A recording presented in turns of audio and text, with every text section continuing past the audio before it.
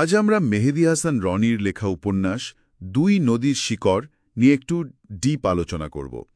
আমাদের কাছে বইটার একটা সারসংক্ষেপও আছে, চরিত্র, প্লট এসব নিয়ে কিছু নোটসও আছে।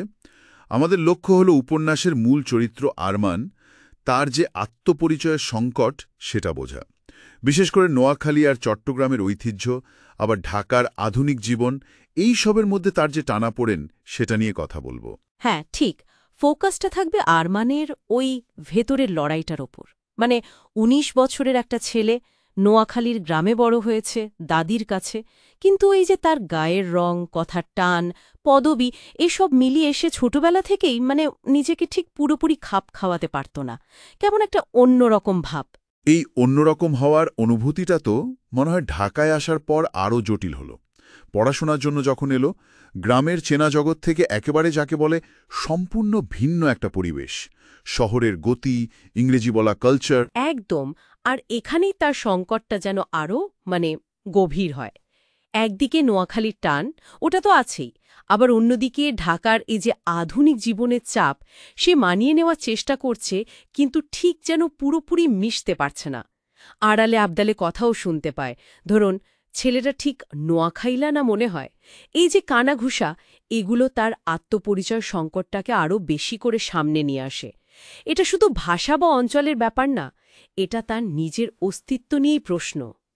আর এই দোটানার মধ্যেই তো একদিন পুরো ঘটনাটা অন্যদিকে মোড় নিল, তাই না? ওই যে দাদির পুরনো সিন্দুক থেকে পাওয়া চিঠি আর পাসপোর্টের ব্যাপারটা। ঠিক ধরেছেন, একেবারে যাকে বলে টার্নিং পয়েন্ট। একটা বিরাট সত্য বেরিয়ে এলো। সে জানতে পারল তার জন্ম আসলে নোয়াখালীতে নয়, চট্টগ্রামে। সেই যে রাজনৈতিক গোলযোগের সময়, তখন তার পরিবার চট্টগ্রামের সব হারিয়ে নতুন নামে নোয়াখালীতে চলে আসে।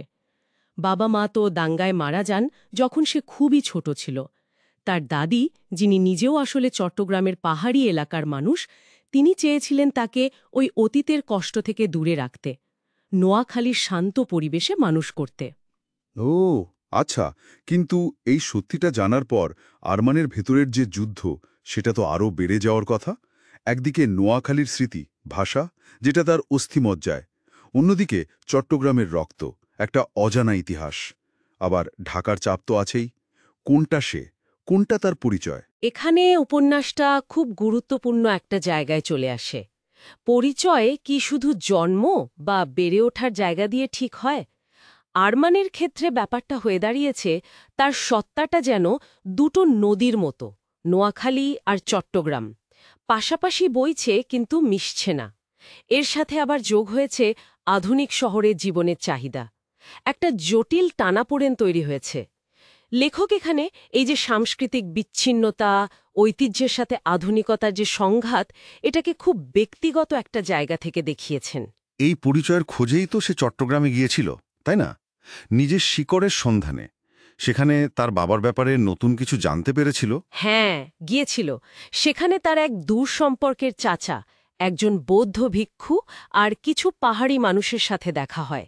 তাদের কাছে সে তার বাবাকে নতুন করে চিনতে পারে, শুধু ভিটেমাটি হারানো একজন মানুষ হিসাবে নয়, বরং একজন বিদ্রোহী, একজন কবি, একজন নীতিবান মানুষ হিসাবে।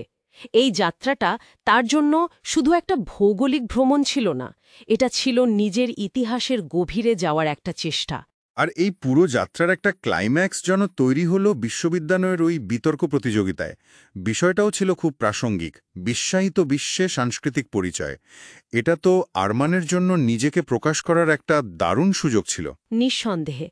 আর সে কিন্তু মঞ্চে দাঁড়িয়ে কোনো কেতাবি কথা বলেনি। নিজের জীবনের অভিজ্ঞতা, নিজের ভেতরের যে তোলপাড়, সেটাই তুলে ধরেছিল। তার ওই কথাটা কিন্তু খুব মনে রাখার মতো। আমি শুধু নোয়াখালীর নই, আমি কেবল চট্টগ্রামেরও নই।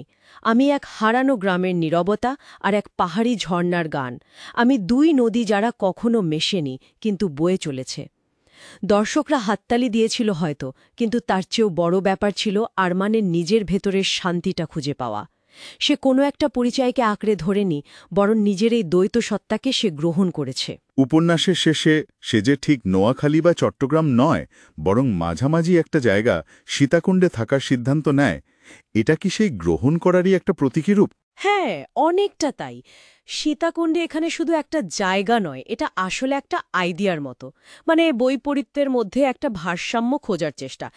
সেখানে সে একটা সাংস্কৃতিক কেন্দ্র খোলে, যেখানে নোয়াখালী আর চট্টগ্রাম দুটো অঞ্চলের ঐতিহ্যকেই সে তুলে ধরে। এটা দেখায় যে সে তার অতীতকে অস্বীকার করছে না, আবার কোনো একটা নির্দিষ্ট পরিচয়ে নিজেকে আটকেও ফেলছে না। সে তার নিজের মতো করে একটা পথ তৈরি করছে। আর শেষে যখন তার লেখা দুই নদীর শিকড় উপন্যাসটা একটা আন্তর্জাতিক প্রকাশনী থেকে ছাপানোর আগ্রহ দেখানো হয়, সেটা যেন তার এই পুরো আত্ম আবিষ্কারের যাত্রার একটা স্বীকৃতি। তাহলে মূল কথাটা এই দাঁড়াচ্ছে যে পরিচয় আসলে কোনো একটা নির্দিষ্ট খাতে বন্দী জিনিস নয়। আরমানের এই যাত্রাটা দেখাচ্ছে নিজের ভেতরে যে নানা দিক, নানা সত্তা, সেগুলোকে মিলেই আসলে একজন মানুষের পূর্ণাঙ্গ পরিচয় তৈরি হয়। একদম। আর এটাই হয়তো আমাদের সবার জন্য একটা ভাবনার বিষয়। মানে চারপাশের পৃথিবী যখন আমাদের ক্রমাগত একটা নির্দিষ্ট ছাঁচে ফেলার চেষ্টা করে, সেই চাপের মুখে দাঁড়িয়ে নিজের ঐতিহ্য, নিজের অভিজ্ঞতা, আবার বর্তমানের চাহিদা, এই সব কিছুর মধ্যে একটা ভারসাম্য রেখে নিজের আসল সত্তাটাকে খুঁজে বের করার পথটা কি হতে পারে? কিভাবে আমরা আমাদের ভেতরের এই দুই নদীকে একসাথে জায়গা করে দিতে পারি? এই প্রশ্নটা উপন্যাসটা রেখে যায়।